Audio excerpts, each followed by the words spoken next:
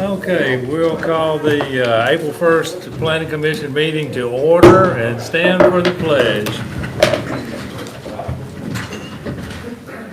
I Pledge allegiance to the flag of the United States of America and to the republic for which it stands, one nation, under God, indivisible, with liberty and justice for all.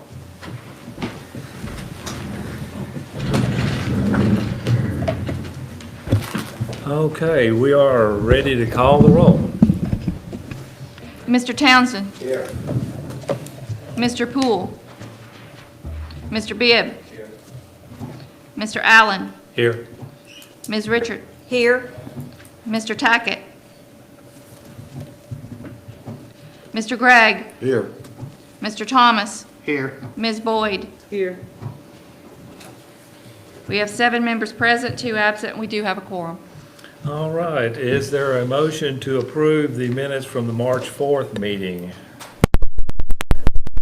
And I hear a second. All in favor say aye. Aye. Any opposed? Under new business tonight, the first item is 4.1, the rezoning CG to CS. Map 69, parcel 98, that's on 41 and Wallace Road. Is there a motion to put that on the floor for discussion?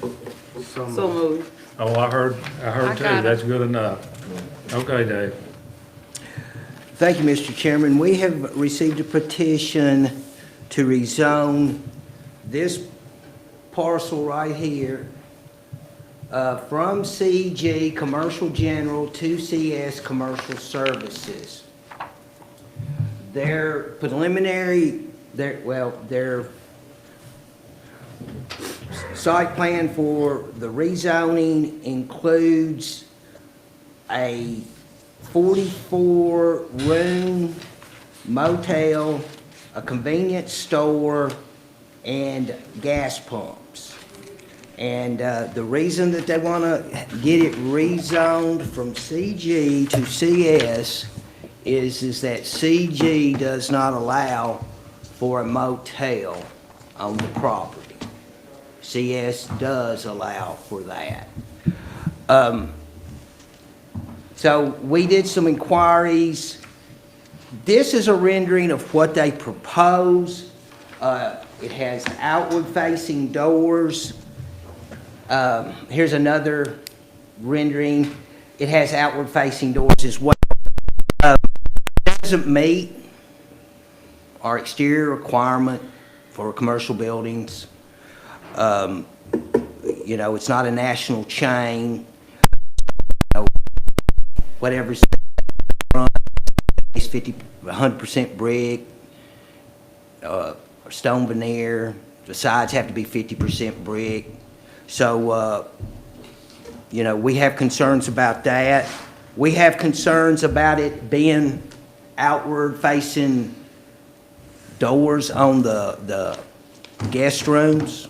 We're of the opinion that inward-facing doors, basically changing it from a motel to a hotel, would probably be better.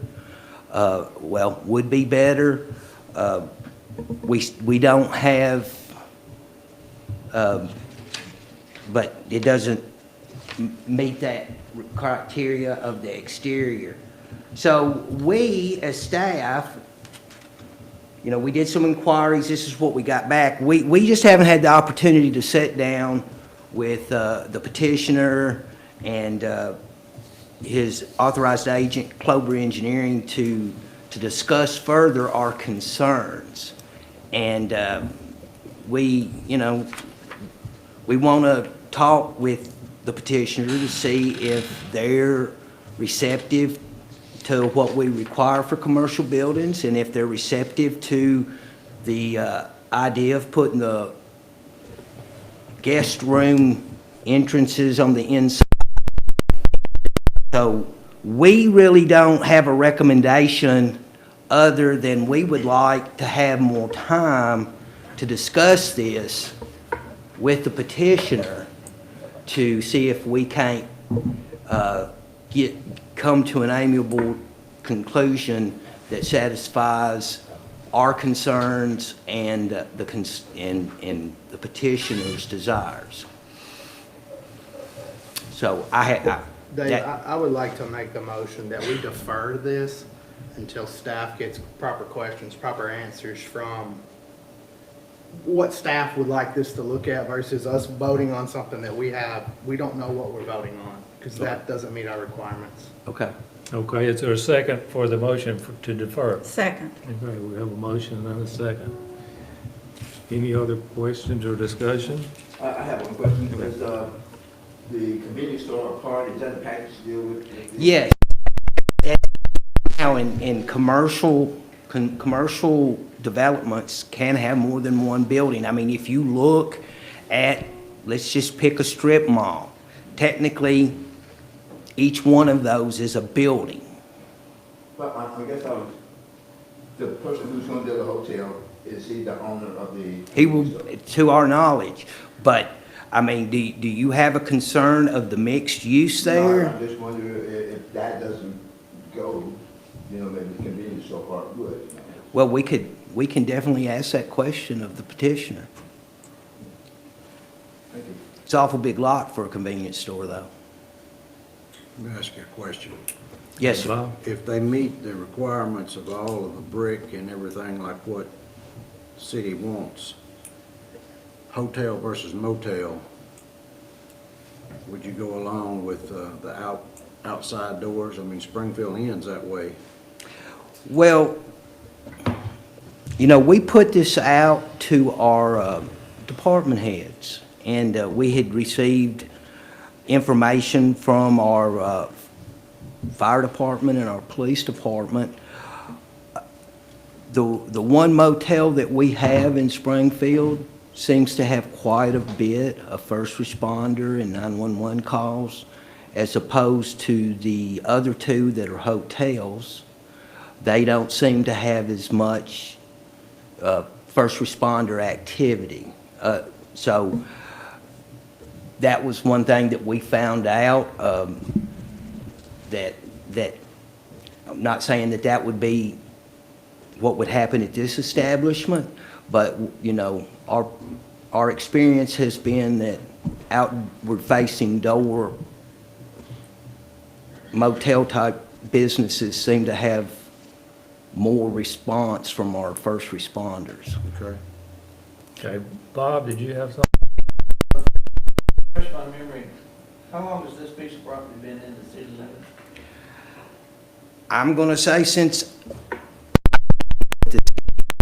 97 It's had the CG designation. for years. Yeah, and so the CG designation is a little bit higher manufacturing based. It's very close to our industrial, our restricted industrial. Which fits the area. Fits the area pretty well, yes. Okay, anything else? We have a motion and a second. David, Oh, yeah, sure. I'm concerned with 44 rooms at that location. There's not a restaurant anywhere around there. I just can't imagine the need for a 44-room motel out that far. I mean, they've really got to go a distance to get to any shopping, to Yes, ma'am. It's just concerning. Well, restaurant, closeness to shopping, we will we will talk to the petitioner about these concerns from the Planning Commission. And do they feel confident that they can keep those rooms full?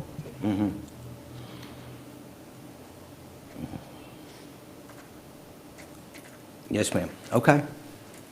We will definitely follow up with them concerning that. Any other concerns at the Planning Commission that you would like for us to? Well, I see Chief Head here. What are some calls for service that you're seeing right now at what we have currently like this? Chief.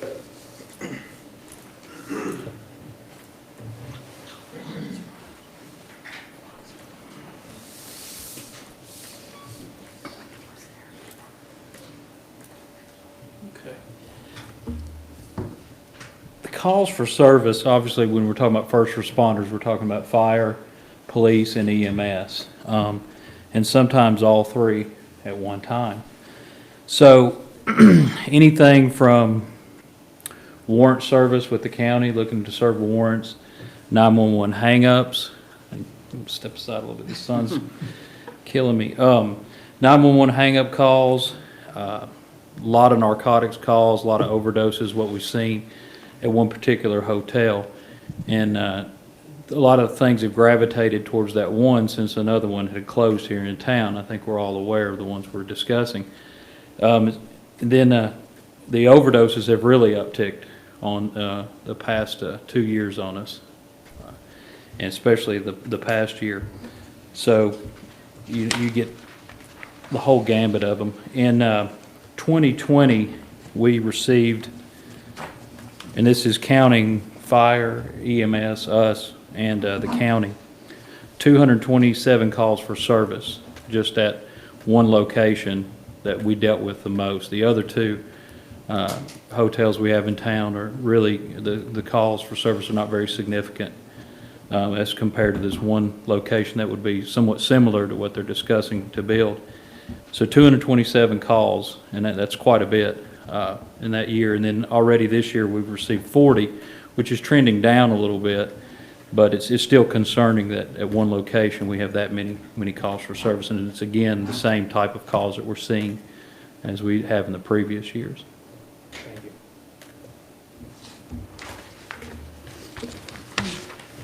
All right.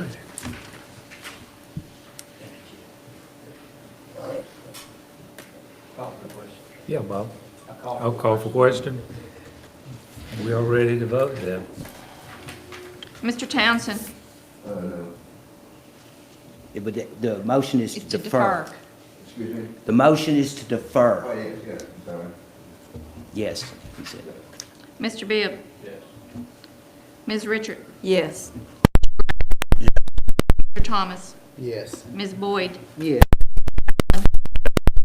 Motion to defer passes 7-0. All right, our next item under new business is 4.2, a replat of Canterbury Estates, Section 7. And this is the City of Springfield. Is there a motion to put this on the floor for discussion? I heard one from Bob. Is there a second? With a second. Chairman, the City of Springfield, many moons ago, approved this subdivision back, I want to say in '97. There was that stormwater. Something happened, I won't place any blame, but the sinkhole no longer. And as a result, the good nature of their hearts, we purchased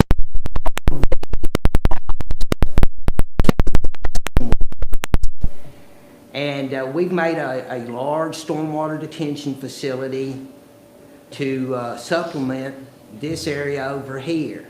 There was at one time, and I don't know if we still have plans to do so, but there was at one time a plan to actually put a stormwater lift station over on this side and pump the water up to our Gorham Page Regional Detention Facility that's close to the animal control shelter.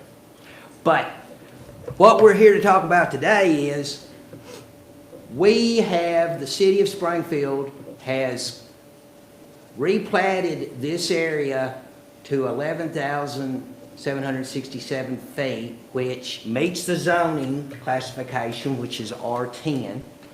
And we have, for the record, we have combined all four of these and the portion of this lot into one new lot 54. And the reason that we're here, normally staff can handle this sort of thing, but since we own it, we wanted to be above board and make sure that everybody was fully aware of what we were doing and what we're trying to accomplish.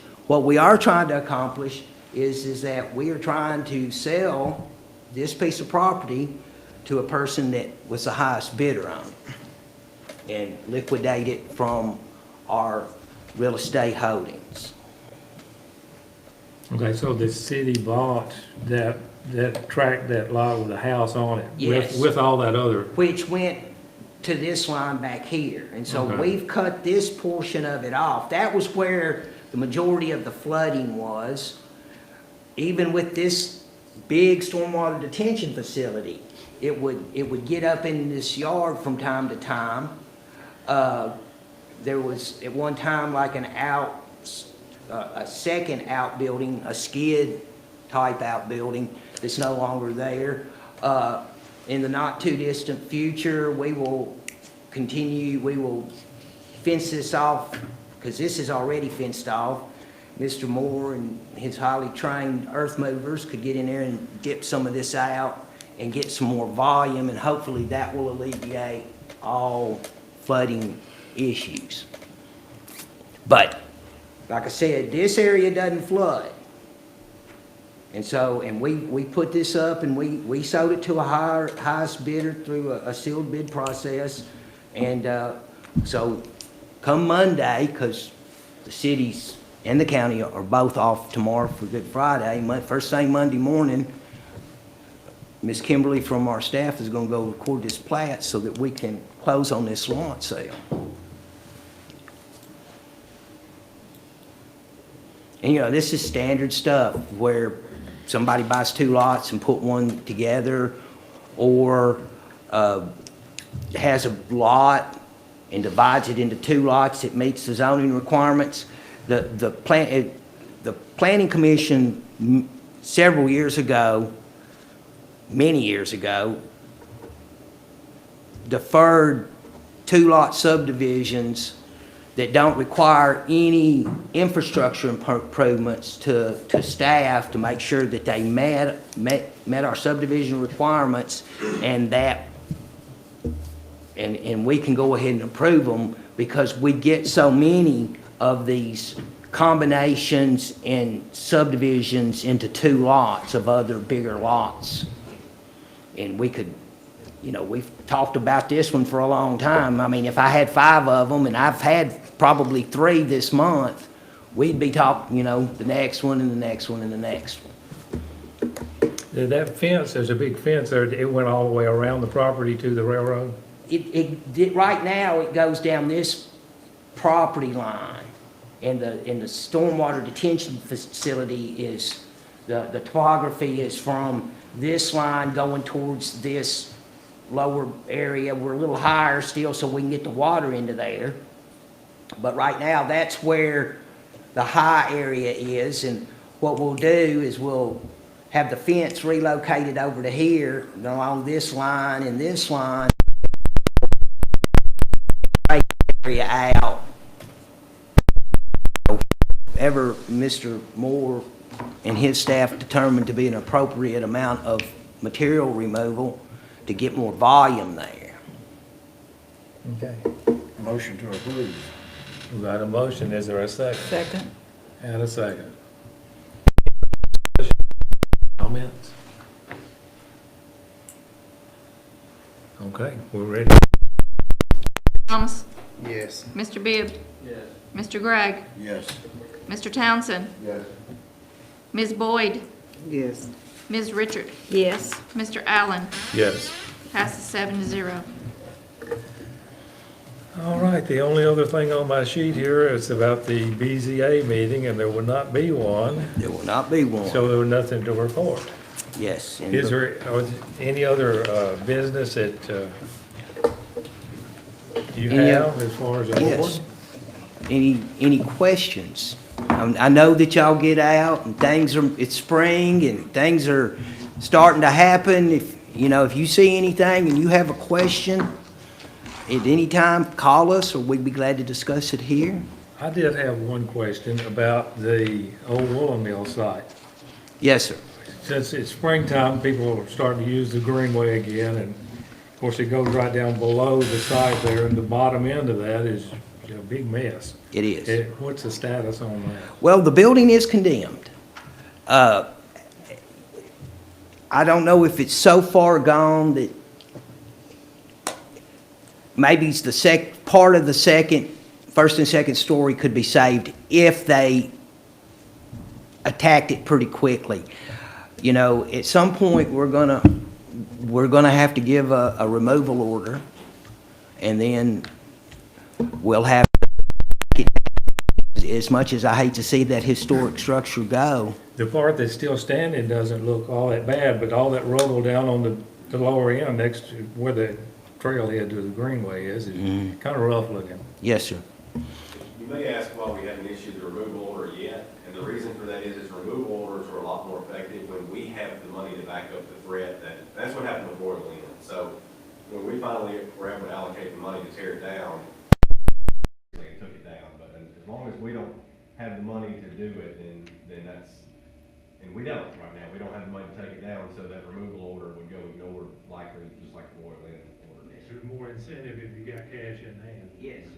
You know, in that particular building, I'm gonna speculate, you know, it has a fair amount of asbestos in it, so there would be an asbestos remediation process. You know, it wouldn't be an inexpensive endeavor to get that taken down. The owner can take it down easier and cheaper than the city can take it down, because, you know, we gotta do a bid process and have some general specifications, and, you know, but, you know, they can hire whoever they want to, as long as they do an asbestos, you know, study to see if there is actual asbestos there, and if there is, then they have to come up with a remediation plan, and that's got to be approved by the state. And once the state approves the asbestos remediation, we can issue the demolition permit, and we make sure that the asbestos removal takes place before they demo.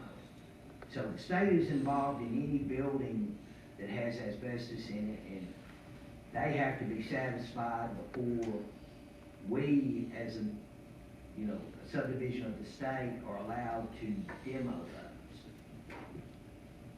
When they took down that part at the lower end, did they intend to haul that off when they did it, or it just? No, they took it down because it was, in our opinion, an impending collapse.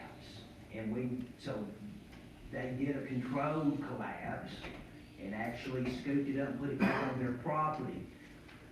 You know, we hoped that they would have taken some of that loose material off, but apparently they're happy with it staying right where it's at. Okay, just thought I'd mention it. Okay. Is there anything else? One other thing, I would like, do you have something to say? As always, you know, we appreciate y'all's service to our community. We appreciate your input. Anytime you see anything on our agendas or anything out in the community that you have questions about, like I said previously, you know, we're here to answer your questions. We're here to help you learn the zoning ordinance and subdivision regulations so that you can make better informed decisions. So anytime, please, we look forward to the opportunity, especially as most of us get our vaccinations, to sit down and talk with you, as opposed to talking to you on the phone. One quick question. Since we've been in the pandemic, I was looking at TV, and a lot of cities, you know, got hit hard. We fared pretty well, didn't we? Pretty well, yeah. And to my knowledge, I only think Shoney's is the only place they close its doors, isn't it? Well, there was another restaurant, a Hispanic restaurant that closed, but another one opened up 2 or 3 months later in the same spot. So, but yeah, I'm gonna brag on our community. Shoney's was unrelated to the pandemic, frankly. I mean, I think there were business issues at that location anyway that the owner was working with them on, and property maintenance issues. The Shoney's property? The Shoney's property, and so I don't think the Shoney's had an opportunity to reopen. I think there were certain conditions that they weren't really willing to meet. to reopen. And so, yeah, we fared very well. Our sales tax has been, we've actually benefited frankly from the work from home economy because people are buying more stuff here now than they were stopping in Goodlettsville on the way home from Nashville, coming back home, that type of thing. We've benefited from that work from home economy. Yeah, and you know, in our small businesses, they seem to survive very well. Restaurants, you know, people stepped up and, you know, they ordered through premium food delivery, or they would call them and they would bring it out curbside. You know, Historic Park, Public House, Depot, they all benefited from our community going, we're not going to let these local places die because of this. And I have to commend our community. We really stepped up overall and helped these people survive. And they're very, very appreciative of it. You know, I've talked to 2 or 3 of the owners, and they were very appreciative and thankful that our community stepped up and helped them stay in business. Yes, well done. All right.